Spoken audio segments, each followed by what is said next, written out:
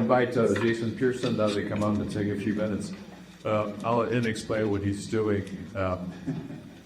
He was talking yesterday, and what they're doing is this immersive 2025 exhibit called The Resurrection through the Shroud of Turin at Christ Caboose in Orange County. I wanted to buy an organization and go out there. It's amazing. So I'll let you explain that to everybody. And just a real quick note here for those of us who are Catholic here. Father Andrew Dalton is going to be celebrating the Vigil Mass here in the chapel at 5 o'clock this afternoon after we're finished at our night. Just wanted to Jason Pearson. Thank you, Chuck. I heard about the Shroud about 7 years ago for the first time. And Chuck, you didn't know this, but I was given a copy of the Winding Sheets DVD on that. That was one of my steps into the Shroud. So I got hooked. So it's a great resource. So in Orange County, and I shared it the last couple of days here, we've been building we started construction two weeks ago. So literally we're at the very beginning of this. We're building a 10,000 square foot shroud center with 3 immersive rooms and a place to walk around and really discover this thing. So the first day I was here, I cussed a little bit about who is our audience. We've been trying to figure out we've been working on this steadily for 3 years and before that Shroud Center in California about 20 days. So we said, who's our audience? And so we picked 3 people. So we picked Sacred Steve, and we talked a little bit about Sacred Steve the other day. We picked Scientific Sylvia, and so she's the person who is coming at this with reason, and she wants as much data in this thing. And Sacred Steve wants this to be a spiritual experience for him where he gets closer to Jesus. And then we've got a third person, and we're trying to design this board named Skeptical Sid. And Skeptical Sid doesn't believe that the Shroud is real and is looking for every reason why it shouldn't be real. So we want to address all 3 of these people. We think those are the 3 audiences for us. We're actually also keeping in mind 7th graders. 7th grade, we're thinking confirmation students, but 7th graders, it's an amazing year where they start thinking about religion in their life and the bigger questions of why they're here. And they say if you don't talk to somebody in their 7th grade year, and you would kind of miss them in 8th grade and 9th grade, they've already moved on. They've kind of decided things, and the Holy Spirit could do whatever he wants. But that's a great year to talk to people, and we feel like the Shroud is one of those things. So today we're going to talk about the curiosity spectrum, how immersive storytelling converts casual visitors into engaged learners. Yeah, so make you like. So why are you telling the story of the Shroud? And kind of what I just said. We believe the Shroud is an amazing tool for evangelism, but it mixes science and it mixes faith, and it has so many different categories. And I'm going to talk a little bit about those different categories. So we say the curiosity spectrum. And so this is my curiosity spectrum. And so you got on one end people who believe it's authentic, and curiosity in the middle, and then you've got those who believe it's fake. So we've got our three categories here. So how do you speak to somebody in the same exhibition who's these 3 different people? So when we look at all the different people that we could target in our marketing, in our parishes, and our communities, so we're in Orange County, 4 million people just in our county. When they check the box, what do you believe? Believe it, 25% of them check the box, I'm Catholic. So not all those go to local parishes. Sometimes on Easter and Christmas, but we have a huge opportunity to talk to those people. We get LA and others. So look at all the different categories of the Shroud, professional categories of the Shroud X. So 119 professional roles. So we could invite all these people because they all have something, the Shroud all has something for them that they could learn. So climate researchers too. physical anthropologists, New Testament scholars, artists. So here's the second screen. Either syndenology. So I don't know if it did talk about syndenology this week, but I love that term. All right. Percentage of Americans who now say they believe the Bible is literally true. What percentage of Americans do you think is it? Who says A, 20%? Okay, who says B, 33%? 46%. 72%. 87%. Percentage of Americans that believe the Bible is literally true, 20%. Isn't that's so I brought some Shroud mugs here. You're gonna, you got it right, dude. You get the first thing. I'm telling people inside, if you don't open it up, there's argon gas from the Shroud.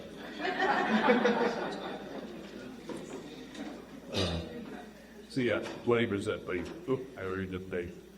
And a new high of 29% of Americans say the Bible is a collection of fables, legends, history, and moral precepts recorded by you. So a third of the people you're going to talk to and share the Shroud with are get to come from this viewpoint. So how do you talk to them? Let me go back one slide. Oh, can I go backwards on this? Is there a way to back three?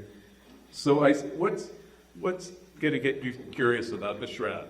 Imagine, what if we found a gold slab with an embossed high image of Cleopatra? Would people show up to a museum for this? You'd say, okay, how did they create something like this? So we could get the public to show up to that. What if Napoleon's hat defied physics and started floating? I don't know where the image went. Oops, there we go. Would people show up to a museum for this? Let's say, well, it's supernatural, but it's Napoleon. So I'd do that. What if gynaeval tunic started to glow in the dark? Would people show up? Would that create some curiosity? I think it would. I think I could sell out a museum exhibit if we discovered that. So we identify an image on a cloth of the most influential figure in history, so mysterious that we can't reproduce it. In fact, they're giving away $1 million if you could reproduce it.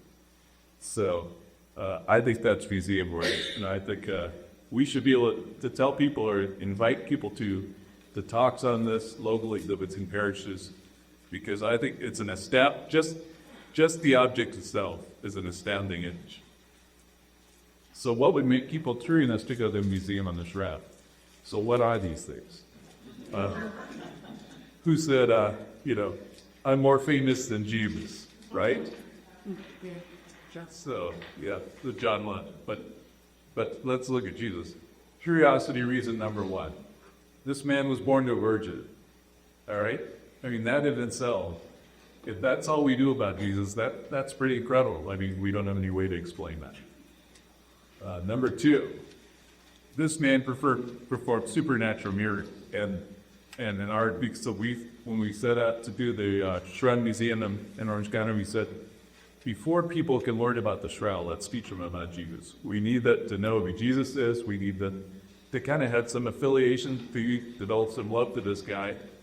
And so we're going to start with a room where we're going to tell 12 stories about Jesus' life before we introduce you to the Shroud. And we're doing it in an immersive way, meaning we're projecting on 4 walls on the floor with the story-less surround sound. Okay, the next reason. This man defied physics. He walked on water. He appeared in rooms where they don't know how he got there. The transfiguration, amazing things. So we shouldn't be super surprised that something like the Shroud can exist. This man was an innocent man, and he was sentenced to death and die. And it even was talking about, what's an innocent man? And I'm a podcast junkie. I listen to True Crime podcast, and if Jesus was a podcast, I think he would have a lot of listeners, because that's exactly what people are talking about. Is what makes somebody innocent and what makes them guilty.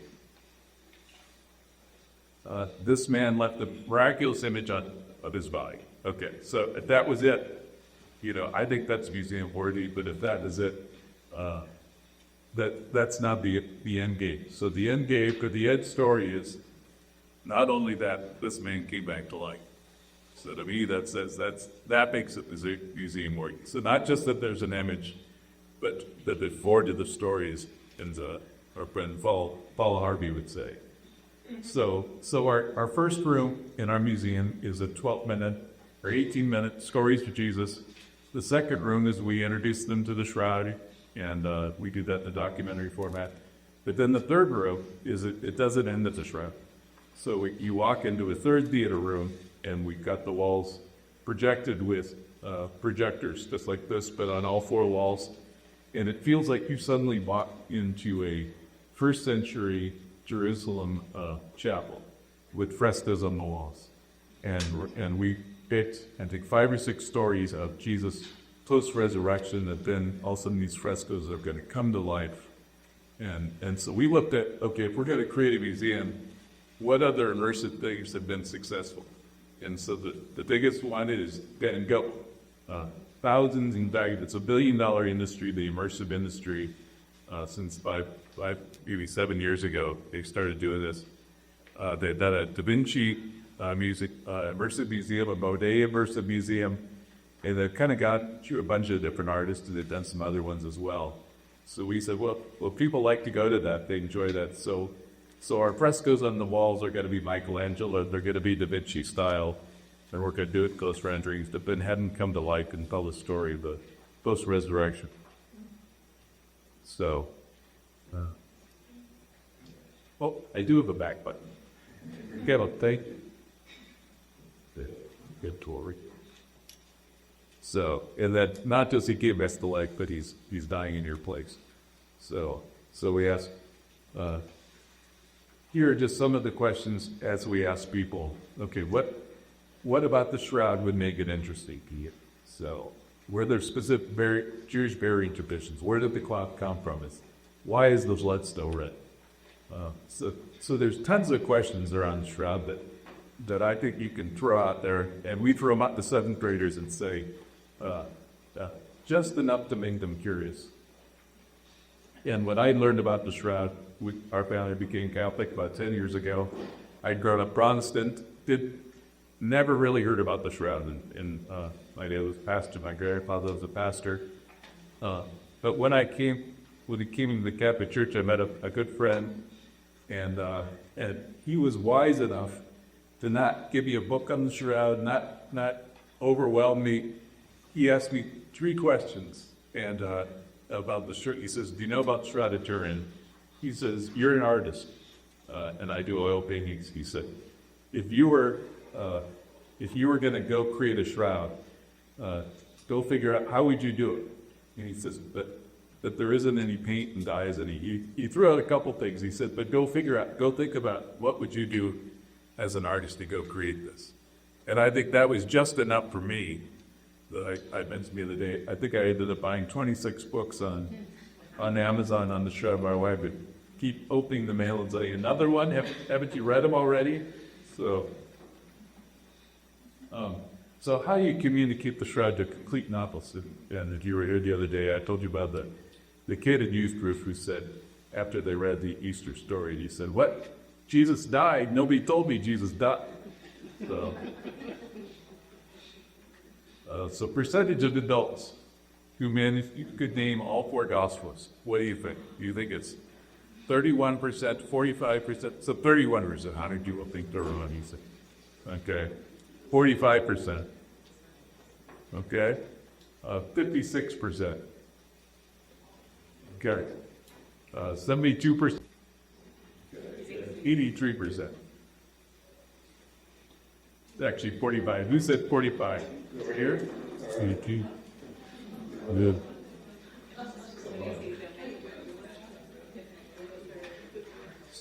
So is that a shocking number? I mean, in my household, we had to learn the books of the Bible. So that was it. So to me, 45% of adults that can't answer those questions. more than half of U.S. adults say they believe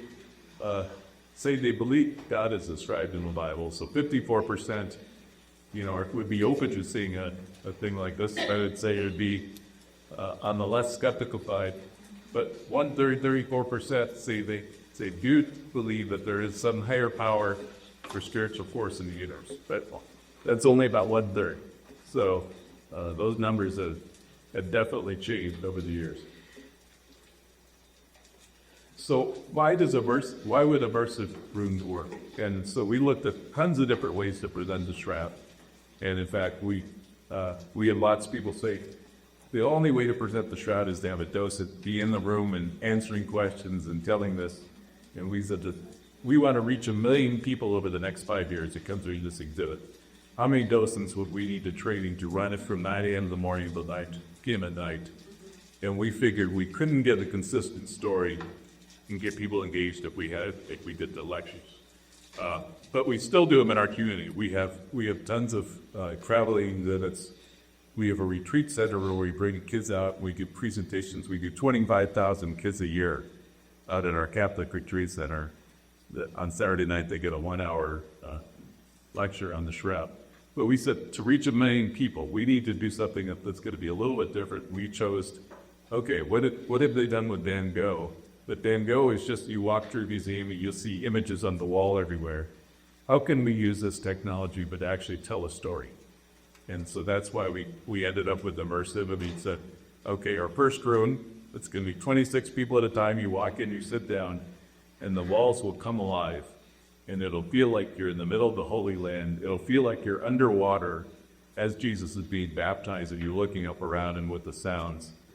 And we said, with Immersive, we've got in our community, we have the largest Vietnamese community outside of Vietnam. So they said, we want to be part of this too. Can you do us a Vietnamese? So we said, with AI technology, we said, yes, we'll do a full exhibit. We'll do it in 3 languages to start with. We're going to do it English, Spanish, and Vietnamese. So, and we'd like to expand it to others here as well. So we felt spatial audio telling. So being in a room and hearing Jesus' voice behind you, hearing the waves. We're actually creating musical scores, and we've sampled each instrument about the time of Jesus just to see how it can make it more real. Physical engagement through movement. And being together in a group was also a big thing we decided was going to be important. You could put on a headset these days and have this experience in the same way, where you look around. But there's something about being together in a group, or experiencing it together. You've ever been in the movie theater, like you saw the movie Jaws, and all of a sudden at one point in the movie there's this head that pops up, and then there's scuba divers underwater, the whole audience jumps together. And there's something about that makes it special. So how do you communicate to the faithful in that? So sacred seeds. And we hear this whole that I never understood the love and suffering of Jesus on the cross until now. And so we think incorporating some of those things, we decided we're going to end our exhibit with it. We're calling it the Reflection Chapel. And you can go sit in there as long as you want, and you can just sit on the bench, and we have a backlit version of the shroud, and then we've got two versions of the shroud. And so very, very simple that allowed the sacred seed to get there. So on our website, I think if you were here yesterday, you saw the video. If you did, so you go to whatistheshroud.com/seek, SEEC. You can see kind of a sneak preview of what we're doing. We're opening in November. And I put the 3 PDFs of our presentation up to really just see what our thinking is for developing this museum. So we're the first to say we don't have it figured out yet, but we've been working on it for about 3 years. We're as we develop these resources, we want to make them available to the Shroud community. So if you're making Shroud presentations in your own parish, we're going to have great images that we're creating. We've got some guys who have been working in Hollywood, work on the Passion of Christ, and they're creating imagery that's going to blow you away. So we're going to make those free mailable downloads. So if you're giving a Shroud presentation, you can make those animations available. So If the students get through this, well, this is all online. So this has been the verse that's kind of driven our museum. That Christ has not been raised, our preaching is useless, and so is your faith. So we right now, back in the resurrection, we're looking at the nations, but we decided, we want to make this something that people engages people and do something after they go. So well, I've got a Star Wars tweeted, but we'll skip that. You could do it online, but actually I'll do 2 or 3 real quick before we get. So when we're studying the shroud, I come across all these technical findings. So we're gonna skip that one. That was the concept. What do you think? Is this term from shroud studies or is it from the movie Star Wars? Innoculate. Yes, that was Star Wars. Okay, photodiaphragm arrays. Is this Star Wars or is it Shroud? Shroud. Correct. All right. Tamarack species. Is that Star Wars or the Shroud? It's actually it's the Holland species that was found on the Shroud. Shanila. Is that a creature in Star Wars or the Shroud? That's actually the Shroud. Neutronium. Shroud. Oh, all right. Bagatelle. Yeah, it's a Star Wars fans here. Chromatic sensor. That was ours through Shroud. All right, one more. What quantization matrix? Star Wars or Shroud? That was actually the Shroud too. So, all right. Well, appreciate you there is today. And who got 2 or more reps? Issue hand. All right.